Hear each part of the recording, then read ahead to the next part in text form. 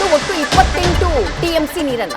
ಆದರೆ ಸಿಡಬ್ಲ್ಯೂಆರ್ಸಿ ಆದೇಶ ಮಾಡಿರೋದು ನೀರಿನ ಲಭ್ಯತೆಯನ್ನ ಪರಿಗಣಿಸಿ 11.5 ಟಿಎಂಸಿ ನೀರನ್ನ ಹರಿಸುವುದಕ್ಕೆ ಸಿಡಬ್ಲ್ಯೂಆರ್ಸಿ ಕರ್ನಾಟಕಕ್ಕೆ ಆದೇಶ ಮಾಡಿದೆ.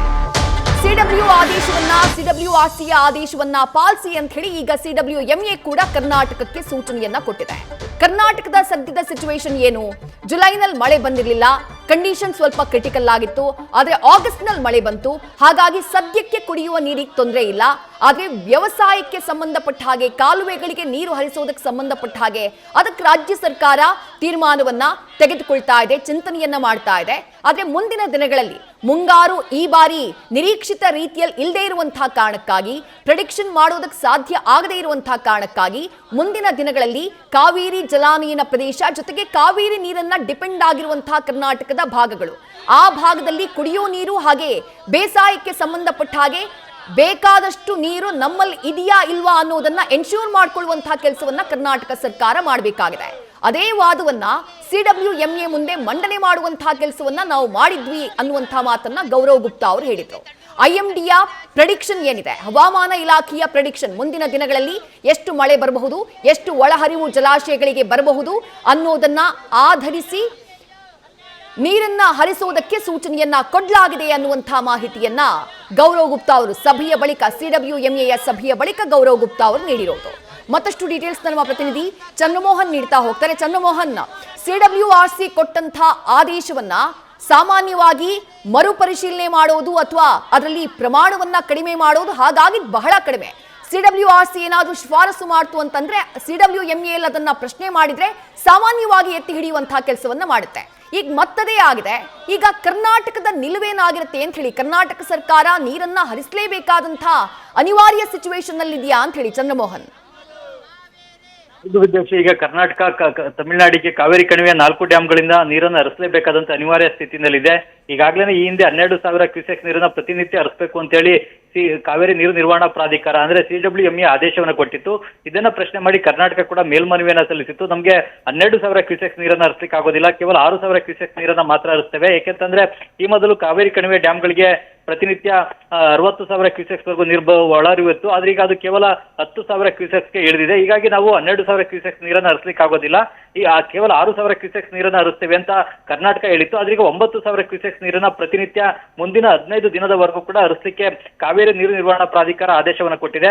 ಆಗಸ್ಟ್ 25ರಿಂದ ಈ ಆದೇಶ ಅನ್ವಯ ಆಗುತ್ತೆ. ಆಗಸ್ಟ್ 25ರಿಂದ ಮುಂದಿನ ತಿಂಗಳ 10ನೇ ತಾರೀಕುವರೆಗೂ ಕೂಡ ನಿತ್ಯ 9,000 ಕ್ಯೂಸೆಕ್ಸ್ ನೀರನ್ನ ಕರ್ನಾಟಕ ಕಾವೇರಿ ಕಣಿವೆಯ 4 ಡ್ಯಾಂಗಳಿಂದ ತಮಿಳುನಾಡಿಗೆ ಹರಿಸಬೇಕಾಗುತ್ತೆ. ಅಂದ್ರೆ ಕೆಆರ್ಎಸ್, ಕಬಿನಿ, ಆರಂಗಿ, ಹೇಮಾವತಿ ಈ ಡ್ಯಾಂಗಳ ಮೂಲಕ ಬಿಳಿಗೊಂಗ್ಳು ಜಲಮಾಪಕದ ಮೂಲಕ ತಮಿಳುನಾಡಿಗೆ ನೀರನ್ನು ಹರಿಸಬೇಕಾಗಿದೆ. ಈಗ ಬಿಳಿಗೊಂಡು ಜಲಮಾಪಕದಲ್ಲಿ ಎಷ್ಟು ಪ್ರಮಾಣದ ನೀರು ದಾಖಲಾಯಿತು ಅನ್ನೋದನ್ನೇ ಅಂತಿಮವಾಗಿ ಪರಿಗಣನೆಗೆ ತೆಗೆದುಕೊಳ್ಳಲಾಗುತ್ತೆ. ಅಲ್ಲಿ ಎಷ್ಟು ಪ್ರಮಾಣದ ನೀರು ಹರಿದೋಯ್ತು ಅನ್ನೋದಷ್ಟೇ ಮುಖ್ಯ ಆಗುತ್ತೆ. ಈಗ ಡ್ಯಾಂಗಳಿಂದ ಹೆಚ್ಚಿನ ಪ್ರಮಾಣದ ನೀರನ್ನೇ ಬಿಡಬಹುದು, ಆದ್ರೆ ಅದು ಮಧ್ಯದಲ್ಲಿ ಆವಿ ಆಗೋಗ್ಬೋದು ಅಥವಾ ಭೂಮಿ ಒಳಗಡೆ ಹಿಂಗೋಗ್ಬೋದು ಅಥವಾ ಬೇರೆ ಏನೇನಾದ್ರು ಕಾರಣಕ್ಕಾಗಿ ನೀರಿನ ಲಾಸ್ ಕೂಡ ಆಗುತ್ತೆ. ಆದ್ರೆ ಅಂತಿಮವಾಗಿ ಬಿಳಿಗೊಂಡು ಜಲಮಾಪಕದಲ್ಲಿ ಎಷ್ಟು ನೀರು ಹರಿದೋಯ್ತು ಅನ್ನೋದಷ್ಟೇ ಈಗ ಕೇಂದ್ರ ಸರ್ಕಾರ ಮತ್ತು ತಮಿಳುನಾಡು ಸರ್ಕಾರ, ಕರ್ನಾಟಕ ಸರ್ಕಾರಗಳು ಕನ್ಸಿಡರ್ನ ಮಾಡ್ತವೆ. ಹಾಗಾಗಿ ಬಿಳಿಗೊಂಡು ಜಲಮಾಪಕದ ಮೂಲಕ ನಿತ್ಯ 9,000 ಕ್ಯೂಸೆಕ್ಸ್ ನೀರನ್ನ ಈಗ ಆಗಸ್ಟ್ 25ರಿಂದ ಮುಂದಿನ 15 ದಿನಗಳ ಕಾಲ ಹರಿಸಬೇಕಾಗುತ್ತೆ. ಅಂದ್ರೆ ಇದು 11.5 ಟಿಎಂಸಿ ಅಷ್ಟು ನೀರಾಗುತ್ತೆ. ಈಗ ಮುಂದಿನ 15 ದಿನಗಳಲ್ಲಿ ಕರ್ನಾಟಕ 11.5 ಟಿಎಂಸಿ ಅಷ್ಟು ನೀರನ್ನ ತಮಿಳುನಾಡಿಗೆ ಹರಿಸಬೇಕಾಗಿದೆ. ಈಗ ಮುಖ್ಯವಾಗಿ ಕರ್ನಾಟಕದ ಕಾವೇರಿ ಕಣಿವೆಯ ರೈತರ ಬೆಳೆಗಳಿಗೆ ನೀರನ್ನ ಹರಿಸಿಲ್ಲ. ಇಂತಹ ಸಂದರ್ಭದಲ್ಲಿ ತಮಿಳುನಾಡಿಗೆ ನೀರನ್ನ ಹರಿಸುವಂತದ್ದು ಸರಿಯಲ್ಲ. ಕರ್ನಾಟಕದ ಕಾವೇರಿ ಕಣಿವೆ ಡ್ಯಾಂಗಳನ್ನು ಕಟ್ಟಿರೋದು ನಮ್ಮ ಮೈಸೂರು ಮಹಾರಾಜರು, ಕರ್ನಾಟಕ ಸರ್ಕಾರ. ನಮ್ಮ ಡ್ಯಾಂಗಳಿಂದ ನೀರೆಲ್ಲವನ್ನು ಕೂಡ ತಮಿಳುನಾಡಿಗೆ ಹರಿಸಿದ್ರೆ ಕರ್ನಾಟಕದ ಕಾವೇರಿ ಕಣಿವೆ ರೈತರು ಏನ್ ಮಾಡಬೇಕು ಅನ್ನೋ ಒಂದು ಪ್ರಶ್ನೆಯನ್ನ ಈಗ ಕಾವೇರಿ ಕಣಿವೆ ರೈತರುಗಳು ಕೂಡ ಕೇಳ್ತಾ ಇದ್ದಾರೆ.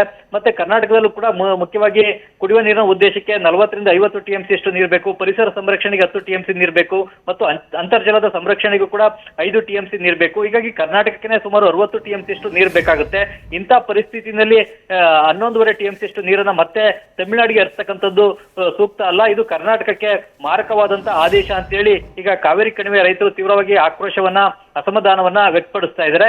ಈಗ ಕರ್ನಾಟಕ ಸರ್ಕಾರ ಕೂಡ ಈಗ ಸಿಡಬ್ಲ್ಯೂಎಂಎ ಆದೇಶವನ್ನ ಪ್ರಶ್ನೆ ಮಾಡಿ ನಾವು ಇಷ್ಟು ಪ್ರಮಾಣದ ನೀರನ್ನು ಹರಿಸಲಿಕ್ಕೆ ಆಗೋದಿಲ್ಲ ಅಂತೇಳಿ ಸುಪ್ರೀಂ ಕೋರ್ಟ್ಗೆ ಮನವರಿಕೆಯನ್ನ ಮಾಡಿಕೊಡುವಂತ ಪ್ರಯತ್ನವನ್ನ ಮಾಡಬಹುದು. ಸುಪ್ರೀಂ ಕೋರ್ಟ್ನಲ್ಲೂ ಕೂಡ ಈಗ ಮುಂದಿನ ವಾರ ಮತ್ತೆ ವಿಚಾರಣೆಗೆ ಇದೇ ಕಾವೇರಿ ಕೇಸ್ ಬರ್ತಾ ಇದೆ. ಈಗ ನಿನ್ನೆ ನಡೆದಂತ ವಿಚಾರಣೆ ವೇಳೆಯಲ್ಲಿ ಕೂಡ ಕರ್ನಾಟಕ ಮುಖ್ಯವಾಗಿ ಕಾವೇರಿ ನೀರು ನಿರ್ವಹಣಾ ಪ್ರಾಧಿಕಾರ ಸೂಚಿಸಿದ್ದಕ್ಕಿಂತ, ಆದೇಶ ಕೊಟ್ಟಿದ್ದಕ್ಕಿಂತ 3 ಟಿಎಂಸಿ ಅಷ್ಟು ಹೆಚ್ಚಿನ ನೀರನ್ನು ಹರಿಸಿದೆ. ಹೆಚ್ಚುವರಿಯಾಗಿ 3 ಟಿಎಂಸಿ ನೀರನ್ನು ಹರಿಸಿದ ಬಳಿಕವೂ ಕೂಡ ಈಗ ನಿತ್ಯ 9,000 ಕ್ಯೂಸೆಕ್ಸ್ ನೀರನ್ನು ಹರಿಸಲಿಕ್ಕೆ ಕಾವೇರಿ ನೀರು ನಿರ್ವಹಣಾ ಪ್ರಾಧಿಕಾರ ಆದೇಶ ಆದೇಶವನ್ನ ಕೊಟ್ಟಿದೆ. ಹಾಗಾಗಿ ಈ ಹೆಚ್ಚುವರಿಯಾಗಿ ಹರಿಸಿರುವಂತಹ 3 TMC ನೀರನ್ನು ಕೂಡ ಕನ್ಸಿಡರ್ ಮಾಡಿಕೊಂಡು ಈಗ 11 TMC ಪೈಕಿ ಕೇವಲ 8 TMC ಅಷ್ಟು ನೀರನ್ನ ಹರಿಸಿದ್ರು ಕೂಡ ಕರ್ನಾಟಕ ಕಾವೇರಿ ನೀರು ನಿರ್ವಹಣಾ ಪ್ರಾಧಿಕಾರ ಕೊಟ್ಟಂತ ಈ ಆದೇಶವನ್ನ ಪಾಲನೆ ಮಾಡಿದಂತಾಗುತ್ತೆ. ಹಾಗಾಗಿ ಈಗ 8 TMC ಅಷ್ಟೇ ನೀರನ್ನ ಹರಿಸುತ್ತಾ ಅಥವಾ ಈಗ ಕೊಟ್ಟಿರುವಂತಹ ಆದೇಶದಂತೆ 11.5 TMC ಅಷ್ಟು ನೀರನ್ನ ಕರ್ನಾಟಕ ಹರಿಸುತ್ತಾ ಅನ್ನೋದು ಈಗ ಮುಂದಿನ ದಿನಗಳಲ್ಲಿ ಸ್ಪಷ್ಟ ಆಗುತ್ತೆ. ಆದ್ರೆ ಈಗ ಕರ್ನಾಟಕದ ಕಾವೇರಿ ಕಣಿವೆ ಡ್ಯಾಂಗಳಿಗೂ ಕೂಡ ಬರ್ತಾ ಇರುವಂತಹ ಒಳ ಹರಿವು ನೀರಿನ ಪ್ರಮಾಣ ಕೂಡ ದಿನೇ ದಿನೇ ಕಮ್ಮಿ ಆಗ್ತಾ ಇದೆ. ಆದ್ರೆ ಈಗ ಮುಂದಿನ ವಾರದಲ್ಲಿ ವಯನಾಡು ಭಾಗದಲ್ಲಿ ಮಳೆ ಆಗ್ಬೋದು ಅನ್ನುವ ಮುನ್ಸೂಚನೆಯನ್ನ ವೆದರ್ ಡಿಪಾರ್ಟ್ಮೆಂಟ್ ಕೊಟ್ಟಿದೆ. ಈ ಕಾರಣಕ್ಕಾಗಿ ಏನಾದ್ರೂ ಕೂಡ ಈ 9,000 ಕ್ಯೂಸೆಕ್ಸ್ ಅಷ್ಟು ನೀರನ್ನು ಹರಿಸಲಿಕ್ಕೆ ಆದೇಶವನ್ನ ಕೊಟ್ಟಿರಬಹುದು. ವಿದೇಶ್ರೀ, ಥ್ಯಾಂಕ್ ಯು ಚಂದ್ರಮೋಹನ್ ತಮ್ಮೆಲ್ಲ ಡೀಟೇಲ್ಸ್ಗೆ. ನ್ಯೂಸ್ ಫಸ್ಟ್ ನಿರ್ಭೀತಿಯಿಂದ ನಿಮ್ಮ ಪರವಾಗಿ.